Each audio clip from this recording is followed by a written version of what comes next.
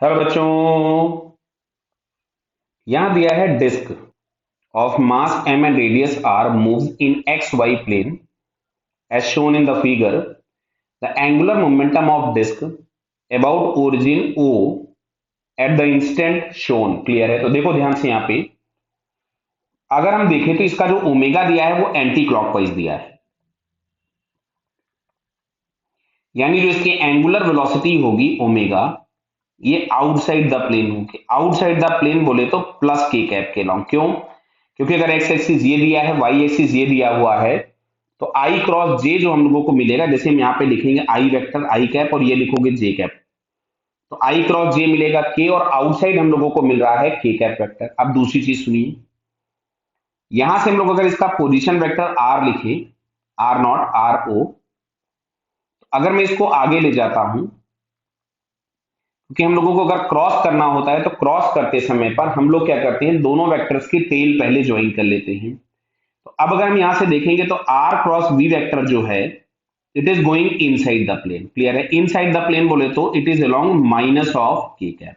Clear? इतनी बात हमें समझ में आ गई। अब सुनिए, किसी भी बॉडी जिसमें ट्रांसलेशनल मोशन और रोटेशनल मोशन दोनों होते हैं, उसका एंगुलर मोमेंटम लिखते हैं L is equals to LCM plus M into R cross P. Clear है? बात को ध्यान से समझना।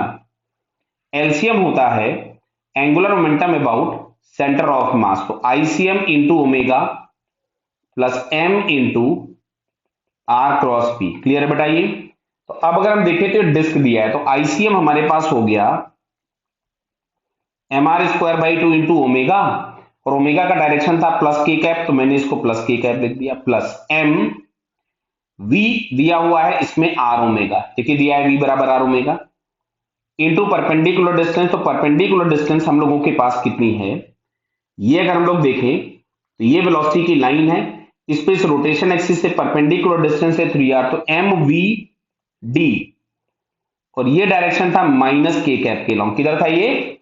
माइनस के कैप के लॉन्ग। बराबर है बेटा? ये तो अगर ये माइनस के कैप मिल गया, तो अब इसको अगर हम लोग यहां से सॉल्व करें तो इसमें से हम लोग इसको ऐसा लिखेंगे, देखिए M R square by two into omega minus 3 mr square. दिख रहा है ना? ये 3 mr स्क्वायर ओमेगा, और बाहर में यहां पे कर देता हूं के कैप। समझ में आ रहा है? मैंने माइनस बाहर कर दिया, तो अगर मैं यहां से 2 एलसीएम ले लूं तो M R square omega minus 6 mr square omega times K cap.